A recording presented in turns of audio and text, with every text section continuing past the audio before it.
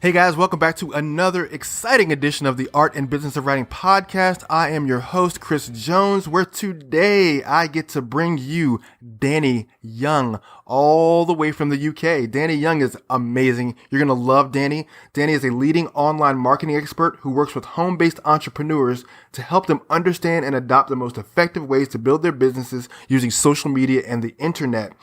Danny's going to jump into how to build a rock star author brand, something a lot of authors are really trying to do. We're trying to be more competitive in the indie space, and Danny is a branding expert who's going to talk about how to get that brand noticed. What are the tools to trade that you need to really stand out and make it easy for yourself? Because sometimes, trying to create things, we get kind of spun around, we spin our wheels, and sometimes when we're trying to get on social media, we jump in with 2 feet and not think about where our audience is. Danny's going to address all those things today so that you can really simplify your workflow, build your brand correctly, and really find out who your people are so that you can reach them with great effectiveness. So without further ado, I bring you Danny Young. Danny, welcome to the Art and Business of Writing podcast. Chris, hey, how are you? It's great to be here. Thank you for having me. Yeah, no, great to have you. So expand upon the bio and talk a little bit more about the personal branding side that you work on. Yeah, sure. Well, I work with quite a few different people that tend to be solopreneurs, entrepreneurs working by themselves, a few small local businesses. And what a lot of people make a mistake when they try to build a business online and they ignore their personal brand. And your personal brand is something that exists whether you like it or not, because if you are active on social media, or you have a blog, or you have an online presence anywhere, then people are going to draw a perception of you from what they see, which is your brand, is part of your brand. And there are other aspects to your brand as well that really, really need to be considered. And I can talk a bit more about those later. But people that decide that they just want to lead with a product, it may be that they are involved in a home-based business opportunity, or that they're working in with some kind of system that's going to help them to make money, but they'll just lead with that product and won't consider what people are feeling on the other side of the screen in terms of, are they feeling attracted to you, or are they feeling like you're just not really doing it for them? So what I specialize in is helping people to, first of all, understand that your brand exists, and if you ignore it, then you are doing yourself a disservice. So then it's a case of sort of understanding that your brand exists and where it exists, and the kind of perception it's giving to people, and then working on how it can be refined in order to make sure that it's working in your favor. Does that make sense? Yeah, no, it makes complete sense. So for the layperson, for the author who just is into writing books but really hasn't thought about the marketing aspect, how would you define a personal brand for that person? Well, I think it's about more than the book. It's about more than kind of, color schemes and fonts and logos and that kind of thing. Your personal brand is how people perceive you online. And there are a number of things that I think the authors specifically can do in order to get ahead, because if you are just putting yourself out there behind the cover of your book, then you're going to have a limited number of options. So your personal brand is all about what you stand for. It's about your beliefs. It's about how you want people to think of you. And if we're thinking in the world of the author here, it's beyond the book that you've created. And your brand should work almost ahead of, but certainly alongside your book, to help open doors for you. And I've got a kind of few ideas that I can share with you on that. I mean, it's your own uniqueness, and it's very much about you as an individual, and as I said, how you want to be considered and perceived by others. But then there's more to it than that, because you also have to give consideration to the audience that you're addressing. Who are the people that you're going to want to read that book? So you have to understand who they are, because marketing to everybody, it's marketing to nobody. You've got to be targeted in terms of who it is that you want to speak to. And once you understand your audience, you then really need to understand what it is that they're looking for. Now, this can vary because, the subject of being an author and books, that's wide, because you can write about any single subject. But if you understand your audience and you understand what it is that they need, or what they're challenged with, or what they aspire to be, you understand the makeup of your audience, then you can target that audience with your message. And the final part of the kind of circle of branding, if you like, is what solutions are you providing to that audience, which generally in the world of being an author would be through your book. Right. Now, I love that you talked about uniqueness, really showing personality. How much personality should you show in your brand? It depends on a number of things, I guess. If you think about, I would say to anybody nowadays, put your heart and soul into your brand. Let your brand be a very, very true and honest reflection of who you are as an individual.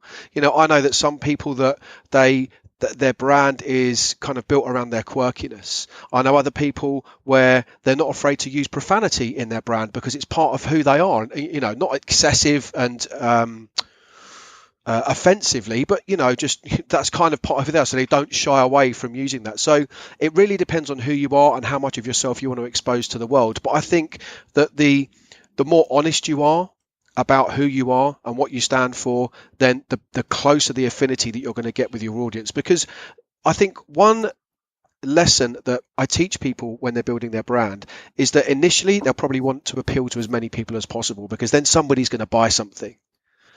But what actually works in people's favor is where they don't try and appeal to everybody. They appreciate that they're not going to appeal to everybody, and they're gonna carve out a niche for themselves, and they're gonna have an army of followers that know them, like them, and trust them for what it is that they stand for.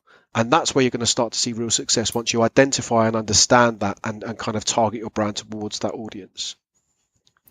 Yeah, no, I think that is a very common thing where people try to cast a very, very broad and wide net and try to capture everybody. And in doing that, you spread yourself so thin that you're not able to really target anything because you're trying to hit everything. So I like that you mentioned that. We used to have this saying when I was in networking. We used to always say the riches are in the niches.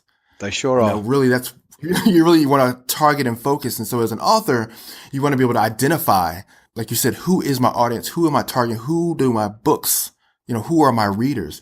So with that in mind, let's talk about just kind of the building blocks of brand. Where would you say the starting point is to building your brand? Yeah, well, I would absolutely start by saying build the brand around yourself. Okay, have a conscious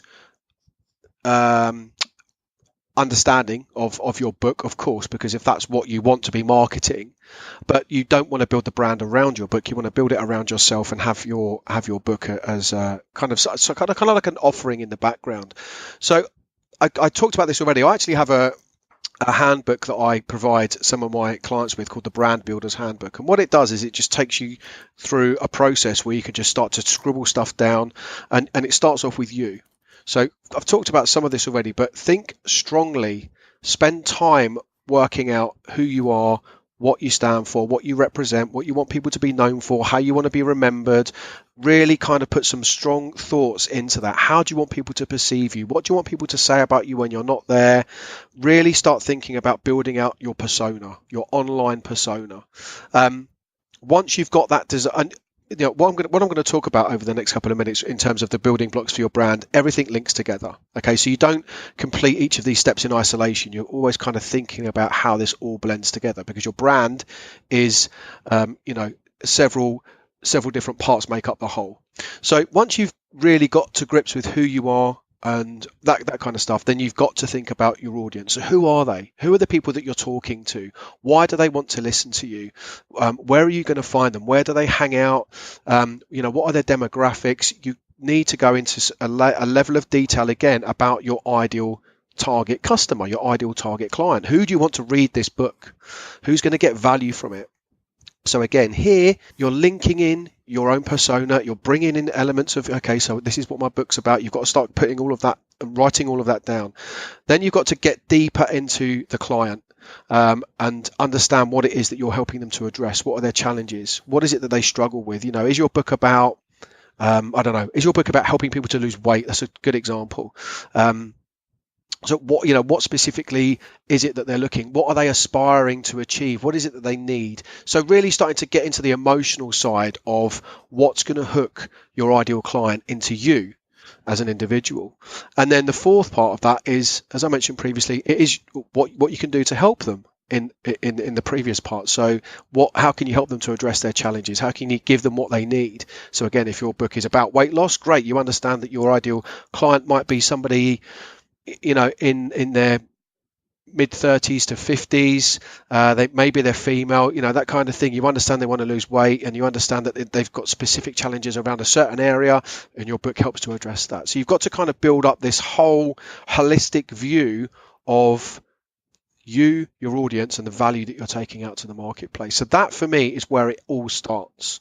Once you've established that, you've then got a message to take out to the marketplace, and there's going to be a strong match between the two, because when you've got a message to market match, you're in a good place. Then the next thing you need to do is to start building your audience. Okay, so you want to think about becoming an expert in your niche. Okay, so you've kind of built out this niche as part of your branding, your personal branding review that I just talked you through. Then you want to start thinking about how you can become an expert in your niche so that you can grow an army of followers. So I've talked a little bit about, using weight loss as an example. There are lots and lots of different techniques that you can use to start growing an army of followers. If you wanted to use, content marketing, then maybe you've got a blog, and maybe you're writing blog posts that are about, going back to the weight loss analogy, maybe that's what your blog is about, helping people to manage their weight. You might write a blog post about the importance of drinking water every single day. You might write a blog post about specific organic ingredients that help people with weight loss. And then at the end of the content, your call to action will be, hey, you've got to check out my book, because this is just scratching the surface and I've got a ton of information in here, but you're going to need to read it to get access to it. So by building your tribe, it's going to consist of people who know you, and they like what you represent, they like what you stand for, they like the message that you're putting out there. And in time, as they continue to consume your content, they're going to learn to trust you, and they're going to want to buy from you. And this kind of becomes almost like passive marketing, because you write a piece of content on your blog, you do the work to make sure that people can find it when they're searching for certain information, and it's just going to do the job of marketing for you. So once you've written it, it can be found online forever, and you can continue to reap the opportunities that it provides to you. If we wanted to then take that a step further, I'd say that once you've kind of started to build this tribe, you then want to think about how you can leverage that tribe, because these people are going to be your clients, and they're going to be spreading the word about the good work that you're doing. So I then like to talk to people about engaging with their tribe on a deeper level. Now, there's lots and lots of ways you can do that, but if we think about the fact that we're in the digital age right now, maybe you're sending out surveys. If you're building your tribe through, kind of like an email list and a blog, maybe you're going to send out some surveys. Maybe you're going to ask for interaction. I personally would recommend that people set up a Facebook group. Authors have their own Facebook group or another online community. And what you can do is start to build relationships with people through that community. You can understand more deeply what it is that they're looking for. You can look for trends in their commentary and conversation about specific words that they're using or specific challenges that they're talking about. And then you can use this to create new material for your tribe and for your existing customers. And then we start to look beyond the tribe, thinking about how we can use our brand to create new opportunities for ourselves. So your brand is a fantastic way to get you more introductions to other people, because you have this online persona. So think about things, in the world of an author, things like online reviews, opportunities to collaborate with other people, leveraging your brand to open up new doors and generate and create opportunities, using your brand to grow into, new additional revenue streams. So, maybe you've written this awesome book that's, selling really, really well. So what can you do now to kind of capitalize on that? Well, maybe you set up, a video training course. Maybe you look at setting up an online membership site where people are paying you a monthly fee to access continuous kind of current information that you're putting out there. Lots and lots of different ways that you can do it. But hopefully the listeners are now starting to see that leading with a product, which, in the world of an author would be a book, is going to get you so far, but actually taking the time to invest in and build out your brand. When I say invest in, yeah, there could be an element of capital investment, but more about time. It's more about understanding and educating yourself about your brand and how you can use it. Then you can open up so many more new doors and opportunities. Wow, you said a lot of really great things, and I want to unpack some of that if we can, because Cool. I think that if we go a little deeper, I think it'll give a more a wider understanding for our audience. So, in the beginning, you talked about just having a blog, and just using blog content as a way to reach people, and then you talked about having calls to action. Would you recommend, like with any piece of content that you create, that you always have that call to action that goes back to your book or back to your program? I would recommend that every piece of content has a call to action, because otherwise your audience are going to read it and consume it, and then they're not really going to know what to do, or they won't do anything. Now, your call to action could be anything at all, but it's just understand the terminology. This is what I'm asking you to do. So, yep, absolutely. You can link it back to the book. You can link it back to something else. If you are trying to build, let's say that this content resides on a blog, but you're looking to build a Facebook community or any other online, kind of social community where you can interact with people in a much simpler fashion. Your call to action might say, hey, I've just created this brand new free community. Here's the link. Come and check it out and join us. Here are the reasons why. It might be that you want the call to action. You may want people to request a call with you if you've got a new product that you're looking to market, or, it really can be anything. But I think the main thrust of content marketing is that you have to almost always have a call to action at the end of your content so that people know what they need to do next. Right. So that would include, like you said, the blog post, your emails that you send out, messages that you put on your Facebook page. So all that stuff just needs to always have some sort of direction that leads the reader or leads your ideal person back to where you want them to go. So everything really has to be almost like a gumdrop trail, essentially, right? Exactly that. That's a really great analogy. Yeah. Leave the pieces of candy for people to follow so that you can take them on the journey you want to take them on. It may be that you write something and you want people to review it. Hey, leave a comment below and let me know what you think, because that's all about social proof. It's all about enhancing and building your brand and your reputation. Right. So how important is the ask part? Because I know a lot of people post things, they put stuff online, or they put the pieces of content on Facebook or Twitter or whatever, or they put it in their email, but they don't ask for the next step. How important is it to say, hey, I want you to do X, Y, and Z. Hey, I need you to fill out this survey. Hey, I want to hear from you. Because I think we kind of like to assume that people will just do what we think they're going to do. But I think that clients and potential readers want a lot more handholding than we give them credit for. Is that true? Would you find that to be true? I think that is 100% true. People have to know what you want them to do. Otherwise, they won't do it. If you're relying on their goodwill or some kind of, extrasensory perception for them to understand the next step, one of the things about a call to action is that it has to be very, very clear. You should probably, in fact, I'm going to remove the word probably from that sentence. You should always have just one very clear call to action, because we need to make it as simple as possible for people to follow the breadcrumb trail. So asking or instructing, it depends on the content you've created, the frame of mind that you're in when you write it, whatever.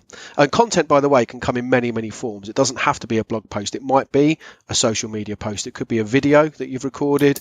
But it's important that there's a very, very clear and succinct call to action that the reader, or what's the word I'm looking for? The person consuming the content in whatever form it's in, they know what they need to do next. So yeah, either ask them, hey, could you do me a favor, or instruct them, hey, what I need you to do is, however you want to frame it, make sure that you've got that strong call to action.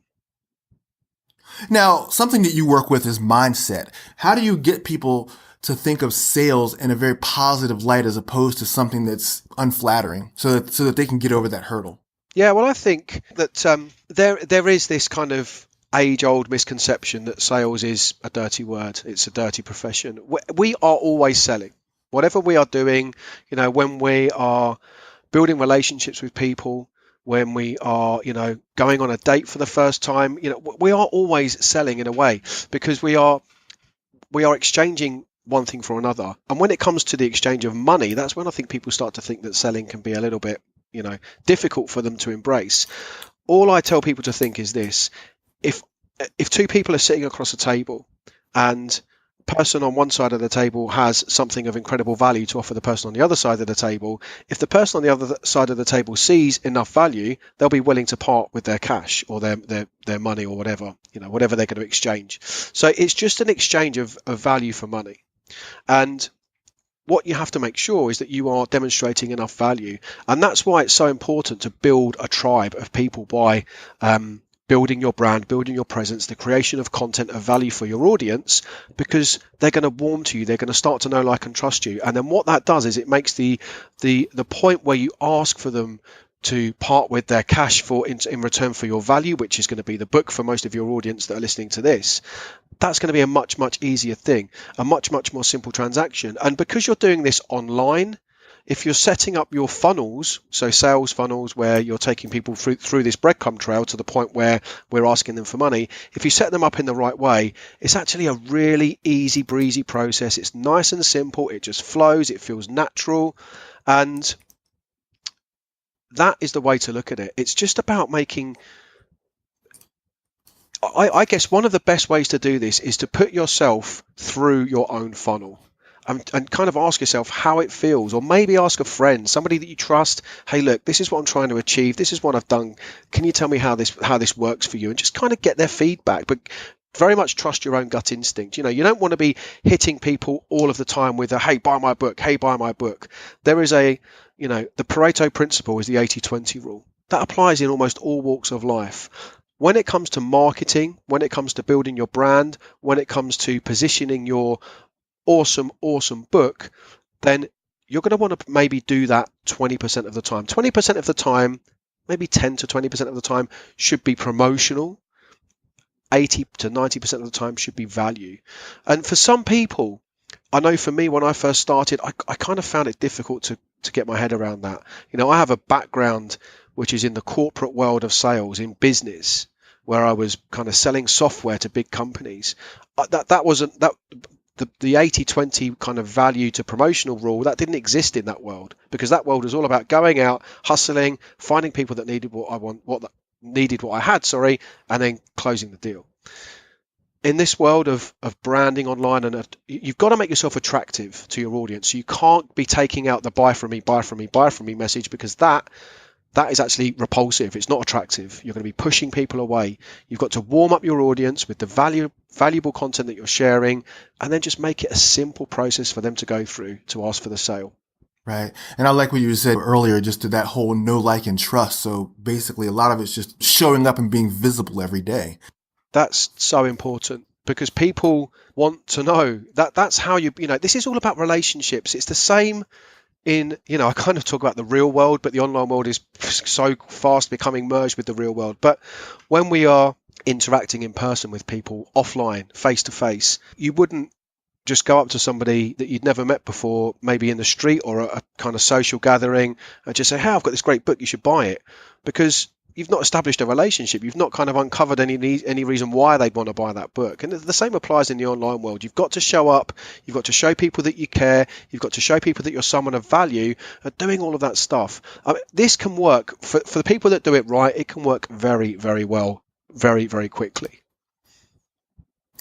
So brand basics, let's get through some brand basics. So starting off, we talked about just kind of fleshing out the idea of what your brand is, what you stand for, who your readers are, how to target them. Now, aesthetically, do I just need to go and set up a website and put some information on a website, create my Facebook page, create a group? Like what are the things that I need to put into place to start to develop a cohesive brand?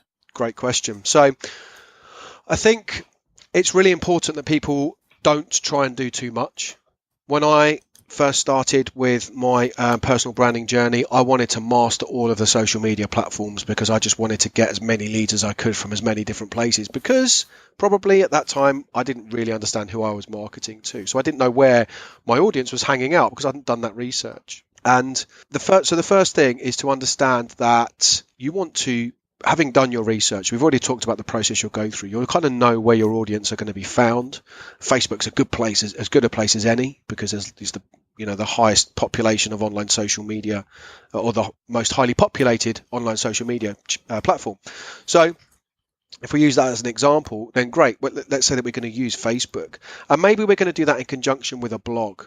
And maybe alongside our blog, we're going to build an email list, because they all kind of fit quite nicely together. But we definitely don't want to be doing that plus learning how to use Twitter, Instagram, Snapchat, Pinterest. The beauty of mastering a specific approach is that, how many people in the world are online? About half the global population. So let's say about 3.5 to 4 billion people online. If you can sell your book to, a 0.5% of those, I'm sure that you're going to do incredibly well. And I haven't done the maths, but it kind of feels like they would be pretty good numbers. So you don't need to spread yourself too thinly, but what you do need to do is to master the approach that you're going to be taking. So let's say it is Facebook and it is a blog and an email list. So the first thing, there's lots and lots of ways that you can do this, but using that example, you would probably want to buy your own domain name if you don't have it already. And ideally, you want to use your name. So Danny Young is quite common. It's, I've discovered it's quite a common name. DannyYoung.com was snapped up a long time ago, but DannyYoungOnline.com wasn't. And because I'm into online marketing, that kind of felt like a good compromise for me. So I went for DannyYoungOnline.com. And I actually have presence on a number of different social media platforms because I've been doing this stuff for a while. So what I make sure that I do is that every social media platform is kind of like the wheel of a bike, where you have your central hub and the spokes come out from your central hub. So I have a central hub, which is a Facebook group, and then I make sure that everything else kind of points towards that. But everything kind of points to everything in a way. So if I was to try and draw it out, it would probably look quite messy. But coming back to the Facebook platform and the blog and the email list, you will probably want to make sure that your face is visible where you're present. So on Facebook, you have a profile picture. Well, make sure that profile picture is of you, because that's where you're going to get people buying into you, where they can see who you are, not a picture of a building or a pet, or it needs to be something where they can see you, preferably with the whites of your eyes. That kind of just, helps to create an established relationship. You'll probably, if you're building a blog and you're building, let's say, a Facebook page or a group, or maybe both, depending on, the approach that you're taking, you will probably want to have a level of kind of cohesion around the color scheme that you're using for the header images. So, if you look at my blog, then you'll see that it's very much about kind of black background with this electric blue, very clear, big font for my name. And then I have a strap line as well, which is, visible on all of my different social media presences. So this is kind of where you want to then start thinking about color schemes and blogs. But I strongly advise people, especially at the outset, not to go too deeply into that, because you don't want to start, if you are, let's say that you're having a moderate amount of success with your book and you're thinking, right, I want to embrace personal branding. I would not say go out and speak to a design agency and get them to do something really, really cool at the outset. I would say that your best approach is, in fact, to start building your tribe and focusing on those relationships first, so that you can start to build a level of income from the work that you're investing in your personal brand. And then at any given point, if you decide, if you do incredibly well and you have a kind of nice influx of cash, if you think, yeah, well, my blog looks okay, but I'd really like to get something a bit more professional done, that's the point at which you probably want to go out and speak to somebody, if that's not your own forte. So you might want to get somebody to come in who can really slicken up your kind of look and feel, but it's not imperative at the outset. Absolutely not. It's more about building the audience, building the relationships, growing the tribe, and using that approach to start to generate some sales for yourself. I love that approach, just the idea of building the following first as you put your brand together. Because I think, it can be very enticing to go the other way around, where you build this beautiful city on a hill and nobody shows up to it. Yeah, that's really true. And what I've seen lots in my journey over the past kind of few years while I've been working online. What I find that some people tend to do is that, and again, I'm just thinking back now, I did this. A lot of the stuff I talk about comes from experience, but people put obstacles in the way of taking action, or they do stuff that feels like it's going to help them. So, doing all the things like, well, I've got to design a really slick blog. That if you're doing that yourself, it's going to take time. And that time, that you're investing into making your blog look pretty and kind of laying it all out really nicely, nobody's seeing it because you're not doing anything to take it out to the masses. So, if your strategy is, I want to blog, I want to build my audience on Facebook group and point them to my blog, and I want to point my blog back to my Facebook group, and I want to build an email list, that's a great approach. Just get going with it. Just start doing that and then build it up, because the great thing about your brand is that it can evolve. My brand has changed, I don't know how many times over the past 5 years. I've tweaked and changed it. I changed the color scheme about a year ago because I kind of just felt it needed a bit of a refresh. But I didn't make that my primary concern when I was looking to build an online business. It was something that I understood that I could manipulate and tweak along the way, and that's definitely the approach to take. Right. So we've covered a few things, but I want you to, if you could just rehash a little bit, what are some really easy, low to no cost things people can do to build their personal brand? Okay, so buying a domain name is probably about $10 to $20 a year. And most domain name providers are going to be cutting deals for the first year, so you might be able to pick one up for $5. That's where you need to start. You want to be using, so there are some cool tools, and I'm more than happy to put together a quick list of these where you can do cool stuff. So the first tool that I would recommend when you're coming into the world of visual aesthetics, how it's going to look and feel. I'm not sure if you're familiar with canva.com, canva.com. That is an online kind of design platform, but very, very simple to use. You can upload pictures. It's got loads of pre-installed fonts and shapes and stuff, and you can just start to build out static images, so that you can create, they've already got everything measured out, so you can say, right, I want to build a Facebook group header logo, and it will come up with the template for that, and then you can just start to drag and drop stuff. You can mess around with it and make it look really, really cool, and download loads of stuff, and you can use that for free. Now I think you can invest something like $12 a month for I think they call it Canva for Work, and that gives you access to some more functionality, but it's absolutely not necessary. You don't need that. I use it because my branding is my thing, but to get started, you really don't need it. Then there's other resources that you can use to kind of, in fact, inside of Canva, and I think this might be a Canva for Work piece of functionality, I'd need to check, but they pull together fonts for you, and they suggest combinations of fonts that look really good together, which is a pretty cool tool. But there's other stuff you can find online through Google searches to help you do that. There's other cool tools where you can work out what colors go well together. So there's I forget the name of them right now, but I'm happy to put together a list of these that you can send out to your audience, Chris. But some of these cool tools that will help you to work out, so what colors blend well together. Really, really cool, because sometimes people get stuck with that. But if in terms of, before we get into all of that, if I was to take it right back to the beginning, right back to the very beginning, I have my own resource, which I'm happy to share with you, which is a free ebook. It's kind of more like especially as I'm speaking to the world of authors here, ebooks in that world are slightly different to where they are in mine. This is more of a handbook. It's a guide, and it's called 6 Steps to Refining Your Personal Brand. And it's about identifying that you have a brand, and then some simple steps you can follow to start getting it working in your favor, so that you're going to start to put yourself in that camp of attractiveness where people are potentially going to be coming to you and raising their hand and saying, hey, what you're doing is cool, I want to know more, and you can take it from there. Oh, very cool. Yeah. There's this really cool tool online called namechecker.com. Have you seen that before? Yeah. Namechecker, yeah. Namechecker is really great. So if you're starting a brand out and you want to know whether that name is available on every social media platform out there, you can just type in the name of whatever you're calling your brand, and it'll let you know whether it's available or not. So it's a great way to vet your name. Yeah, there are a huge number of tools available. Personally, I've just completed my own training course called the Online Marketing Masterclass, which is about a lot of the stuff that we've discussed today. It's about learning how to leverage the online world to generate a consistent flow of leads for whatever business you're in, whatever niche you're in. And there are lots and lots of tools that I've summarized inside of that training course to help people with different aspects of building your brand, or, shortcuts and hacks for Facebook and YouTube and lots of different things. There are an abundance of great tools. That's one of the things I love about doing what I do, is reading a blog post from somebody and they mention a tool and I check it out. I'm like, how have I not seen this before? This is outstanding. Yes, I know it happens to me a lot all the time. Cool. Yeah, and then we'll put a link to your course in the show notes so that if people want to check out your course and sign up for it, it'll be available to them to check out on the show notes.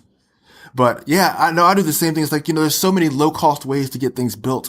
You can even, for photography, there's like Upsplash or Pexels or Pixabay. So you can get all your photography and have it, completely free to use right online as well. So there's so many ways to get the things that you need without breaking the bank and at the same time looking very good and very professional. Oh, so, I mean, Unsplash, the quality of images that are there, and Pixabay and Pexels, the three that you've mentioned, again, they're great resources. You can take those pictures, you can pull them into Canva, you can have a play around with them, you can overlay your own image, you can overlay text, but I've seen people do that in the past and it kind of looks a bit amateur. With Canva, you can really make it look nice and slick, which is cool. It's a great tool.